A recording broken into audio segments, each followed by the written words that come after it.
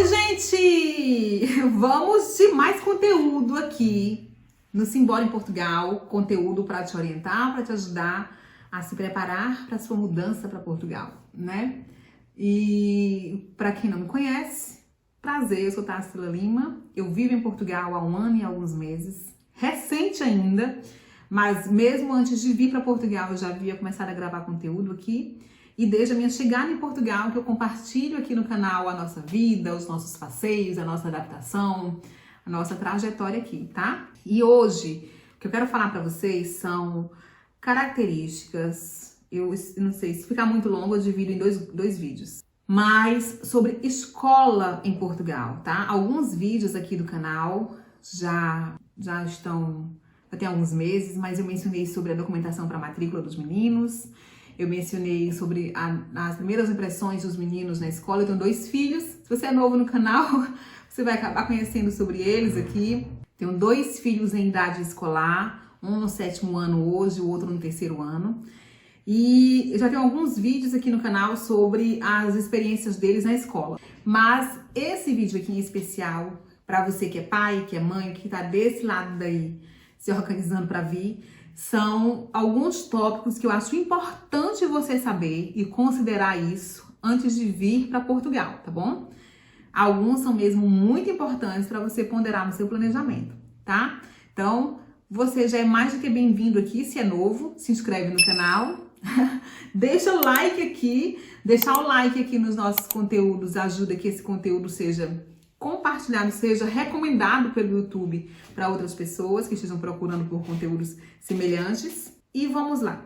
Vamos lá. A primeira coisa que eu acho muito, mas muito importante mesmo de mencionar sobre a educação aqui em Portugal é sobre a creche, tá? Creches ou infantários, como são chamados aqui. Aqui, vamos lá.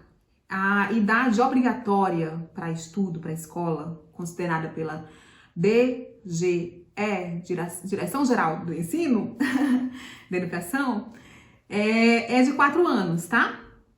Então, antes disso, você não tem ampla oferta de escolas, você não tem ampla oferta de vagas. E aí, para quem precisa matricular a sua criança antes dessa idade, existem as creches, ou infantários, ou ainda jardins de infância, que elas podem ser públicas, privadas ou IPSS, que é uma instituição particular de solidariedade social, certo? Mas não são muitas, não tem ampla demanda, não tem, assim, com vagas suficientes para cobrir toda a população. E isso é uma das informações que eu acho principal para alguém saber antes de vir, principalmente se tiver filhos nessa idade, em idade de creche. Por quê? Porque é algo que pode muito te impossibilitar trabalhar, tá? Você vem contando que vai ter vaga, que vai ter creche para colocar a sua criança e pode não ter. Pode ter, pode não ter. Tem um canal de uma amiga minha, que eu vou deixar aqui na descrição do vídeo, que é o da Maísa. Ela tem uma filha em idade de creche. Ela já passou por essa experiência de procurar vaga, de não encontrar. Depois passou pela experiência de procurar vaga, de encontrar. Então, acho importante você acompanhar esse relato de alguém que realmente viveu isso na prática, se é o que você precisa, tá? Então, vamos lá. A primeira coisa que você precisa saber sobre escolas em Portugal é que creche não é obrigatório, não tem aqui em ampla oferta e, portanto, precisa pensar nisso. E que mesmo as creches que existam com essa participação do governo, elas são pagas, né? Elas são pagas em parte pelo governo e em parte pelos pais, de acordo com o escalão, que é algo que a gente vai mencionar mais na frente. Na verdade, deixa eu mencionar logo agora. Existe uma coisa, o tópico 2, você precisa saber, existe algo aqui chamado escalão. Isso é algo que, para mim, para minha realidade, da minha região no Brasil, é mesmo muito diferente, muito novo, tá? Os meus filhos no Brasil estudavam em escola particular, em escola privada, e eu não lembro, gente, de ter no serviço público algo do tipo.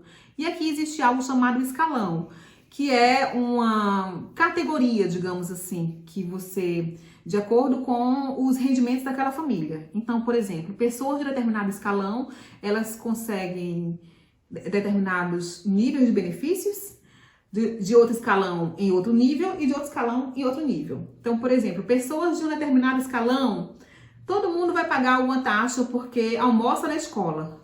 De determinado escalão paga a taxa X, de outro escalão paga uma taxa menor e de outro uma taxa ainda menor. Mais ou menos assim, eu não vou entrar no mérito das taxas nem do valor, mas isso é algo que existe. E isso funciona também para o pagamento do subsídio nas creches, que é o tópico anterior. Então, existe algo chamado escalão, e que interfere em todo o andamento no sentido dessas questões que envolvem pagamento, tá? Eu te aconselho sobre isso, pesquisar no site da Segurança Social, como que faz para declarar escalão, para quem corresponde, qual faixa de salário corresponde a tal escalão, ou se houver necessidade, depois a gente grava um outro vídeo com isso em mais detalhes, tá bom? Vamos lá! Uma coisa também muito importante a mencionar é as escolas aqui de ensino básico, por exemplo, de primeiro e segundo ciclo. Os meus filhos, eu tenho um no primeiro ciclo, que é o Rafael, que tá no terceiro ano, e o Gabriel, que tá no ensino básico do segundo ciclo, certo? Que tá no sétimo ano. Elas podem ter horários diferentes, sim. E isso acaba dificultando um pouco. Eles são em escolas diferentes, não são escolas, não é a mesma escola, tá? Porque são de ciclos diferentes e elas têm horários diferentes. Vou dar um exemplo prático, tá bom? O Gabriel entra na escola todos os dias às 8 da manhã. Ok. O Rafael entra na escola às 9 da manhã.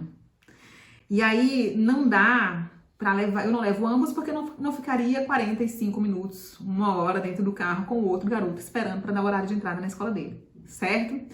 E aí o Gabriel sai em determinados dias na semana, 1h45. O Rafa sai às 17. O Gabriel sai às 1h45, aí tem uma pausa que é do almoço, ou tem um clube no final da tarde, volta, enfim, os horários não são iguais. É importante você perceber isso também antes de vir, que pode acontecer de ser assim, porque isso é um fator que pode sim influenciar na tua rotina de trabalho, tá? Especialmente se for mãe que vem sozinha com os filhos e que vai precisar de trabalhar, tá? Isso pode ser um impeditivo, inclusive. A menos que você more realmente perto da escola, não precise levar e buscar. Eu conheço pessoas que as crianças vão para a escola só. Enfim, eu conheço outros que não confiam em deixar a criança ir para a escola só. Eu conheço mãe que não confiava de deixar a criança sair do almoço próprio. Só quem acompanha, eu não deixava. Quem acompanha o canal aqui sabe que o Gabriel insistia para sair com os amiguinhos para almoçar em determinado dia da escola e eu tinha muita insegurança com isso. É uma insegurança que eu já venci, enfim. Mas essa questão do horário é uma questão real e ela existe, tá bom? Um quarto ponto.